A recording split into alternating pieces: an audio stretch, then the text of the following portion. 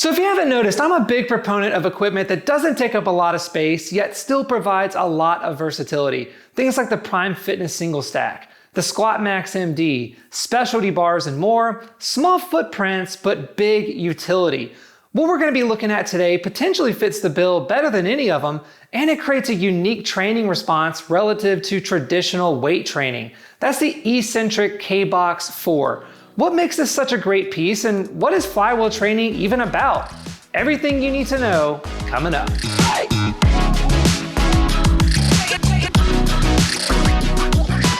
Hey, what's up friends? I'm glad you're here because today is yet another perfect day to talk about gym equipment. Hey guys, my name is Adam with Garage Gym Lab, and if you're new here, this channel is all about testing and reviewing gym equipment, building the home gym community, and providing inspiration to anybody out there who's looking to build their dream gym. So if that's something you're into, I definitely encourage you to subscribe. That way you can stay up to date with all the weekly content. Before we get into the actual product review, it's important to have an understanding of what eccentric training is and how a flywheel can accomplish that safer and easier than anything else out there on the market. As you may have heard it referred to as training the negative, eccentric training is targeting the muscles as they lengthen. In the contraction phase, think lifting the weight, your muscles are actively shortening. And in the eccentric phase, on the other hand, think lowering the weight, your muscles are actively lengthening. While there are benefits from focusing on both the eccentric and the concentric portions of a lift, our bodies are actually capable of handling more weight in the eccentric. Yet we're not always able to take advantage of that stronger potential because we're limited by the concentric phase. So that begs the question, how can we effectively overload the eccentric portion of a lift and take advantage of our real strength potential? Well, in the traditional sense of weight training, you have three main options. Let's use the curl to demonstrate. First, you can have a partner help you on the concentric portion, which assists you in getting the weight up while allowing you to focus on the heavier eccentric. Second, you can bilaterally lift the weight up, effectively halving the load while unilaterally lowering 100% of the weight. And thirdly, you can cheat the movement with assistance from other muscles. For example, on the curl, you can cheat with a little squat and then lower with strict form. The problem with these approaches, however, is that they can potentially be dangerous. And not to mention, you may not have access to a training partner, especially in a home gym. That's where the flywheel comes into play because it allows you to safely and very effectively train the eccentric portion of the lift while also giving you a great concentric response as well. Let me explain. Flywheels have actually been around since the late 1700s, invented by Frenchman Francis Lowndes via the Gymnasticon, a spectacular name, I might add. While there was some fitness-related research in the early 1900s, flywheels were mainly used in a mechanical application until the 1990s when efforts were made to slow muscle atrophy in space travel via a flywheel leg extension. With more and more research being conducted, Exxentric was formed in 2011 when they first developed the kBox 1.0. Now, 10 years later, they've iterated that to the fourth generation, which is what you see here. Flywheels are unique for a few reasons. First is that unlike traditional weight training, flywheels don't use gravity. Rather, they utilize kinetic energy. Secondly, because flywheels use kinetic energy, the load is both unlimited and completely variable. In other words, what you put into the wheel energetically on the concentric, you receive back on the eccentric. Thirdly, you're not using weights at all. Rather, they use inertia plates that can be swapped, added, or removed to create more or less inertia. You can technically add an infinite amount of energy into the flywheel system and adjust intensity across every rep. You really can't do this in traditional weightlifting because you'd have to add or remove weight on every rep, and you're limited by, for example, a bar's weight capacity or sleeve length. How a flywheel operates is actually very simple. There's a strap that's attached to a drive shaft underneath the platform. This strap can be adjusted based on the end range of the movement you're performing. With the strap set, you can start the rotation with a little kick or just a small movement on the strap. Once the strap reaches its longest position, there's a bunch of energy built up that, when combined with the rotation of the flywheel, causes the strap to retract on the opposite side of the shaft, effectively reversing the plate. And this is what makes the flywheel so challenging because all of that concentric energy has to be absorbed very quickly in the eccentric on a one-to-one basis. Once you decelerate the wheel in the bottom position, you can either stop the movement or you can start the concentric portion again, continuing an always unlimited, always variable sequence. One thing to always keep in mind on a flywheel is to never stop at the top of a concentric.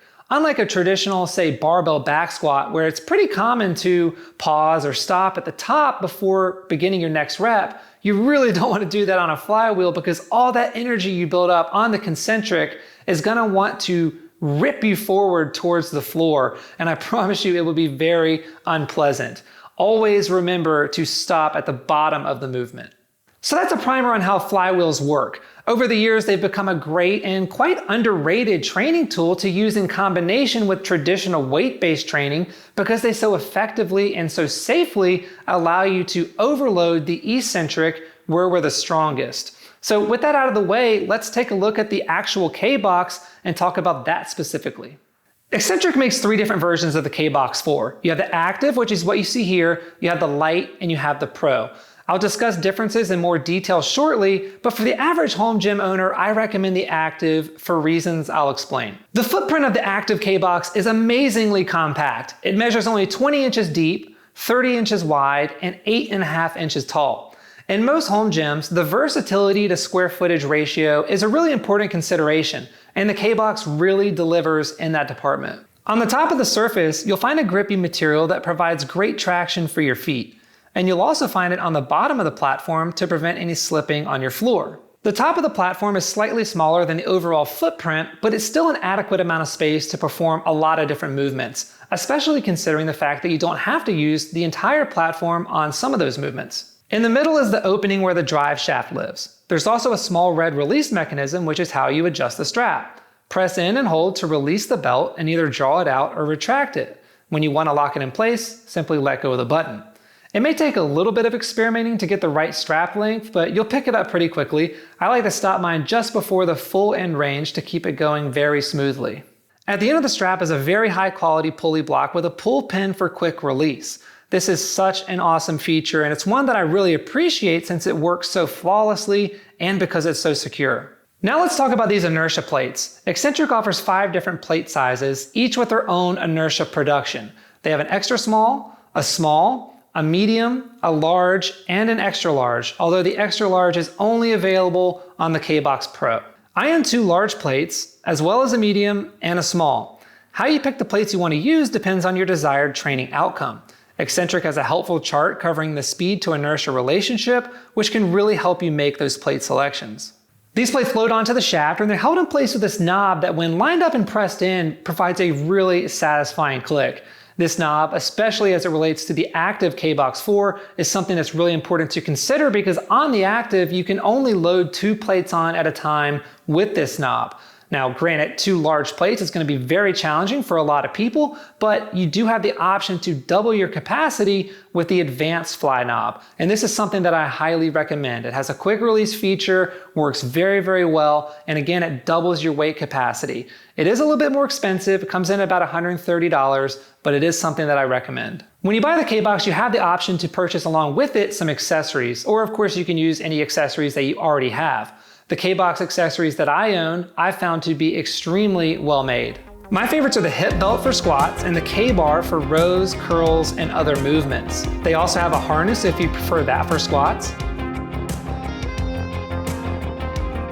a decline board / wedge if you have limited ankle mobility or if you're recovering from specific lower body injuries, a foot block for lateral squats,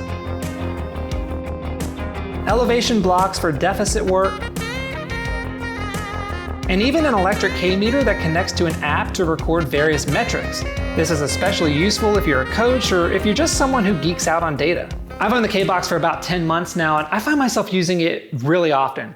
It's great for warm-ups. I love it if I'm pressed for time and just need to get some work in, and I especially love it for squats and squat variations to use in conjunction with my main traditional lifts. I also really like using it for bent over rows, and curls are a lot of fun and they're also very challenging on the kBox. There's definitely no shortage of movements that you can perform on this, which is one of the reasons why I do like it so much. As mentioned, there are 3 different versions of the kBox4. The active, again, what you see here is the most compact. This does have the least amount of capacity, but again, if you purchase that advanced fly knob, you can double that capacity, which is going to be plenty for most people. This is significantly less expensive than the light and the pro versions, and it only comes in 1 color. Selfishly, I wish it came in their blue because it almost perfectly matches my scheme, but the bronze looks nice in its own right.